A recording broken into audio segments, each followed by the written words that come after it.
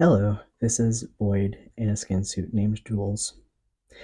This video uses terms that I define in the video titled States and Stages of Spiritual Development, so I'll link that video in the description in case you want to refer to it.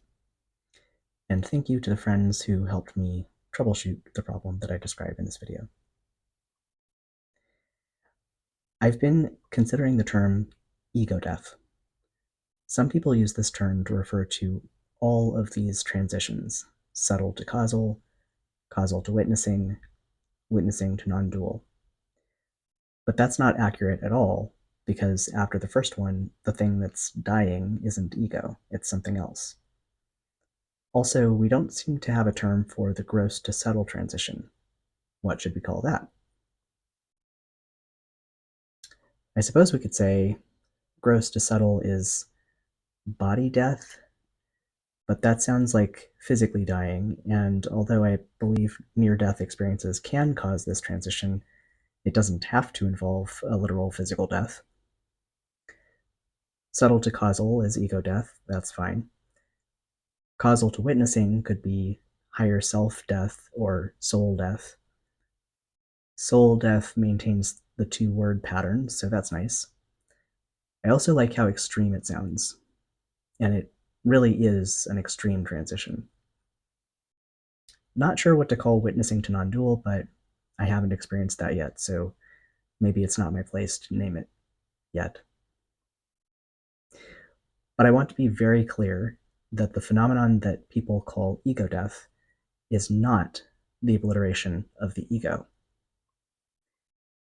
And by saying body death and soul death, I'm not trying to refer to the literal death of the body or of the higher self. In all these transitions, the self in question doesn't go away. You just stop identifying with it. When you shift from gross stage to subtle stage, your body doesn't go away, it's still there. You just stop thinking of it as you. Instead, you start thinking of it as a shell or a home or a vehicle that you're riding in.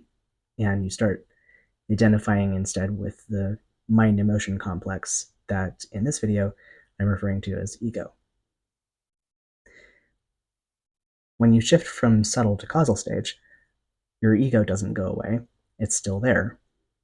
You just stop identifying with it, and instead you start identifying with a self that is bigger than the personality of just this one lifetime, which I'm referring to as the higher self or soul.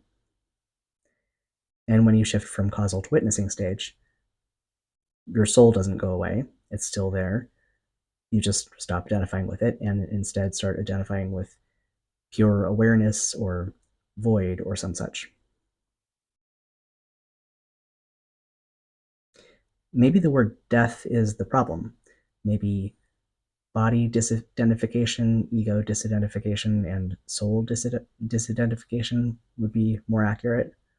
But I don't think that captures how sudden and binary the experience is, and the way that it can happen to you.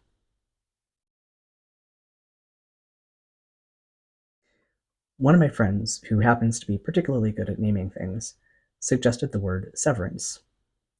Body severance, ego severance, soul severance. I like that a lot. It sounds like a clear binary transition. I think it captures how sudden it can be. It does sound like something that could just happen to you. And it doesn't imply that the previous self is destroyed. And then we could refer to the general phenomenon as self-severance. What do you think?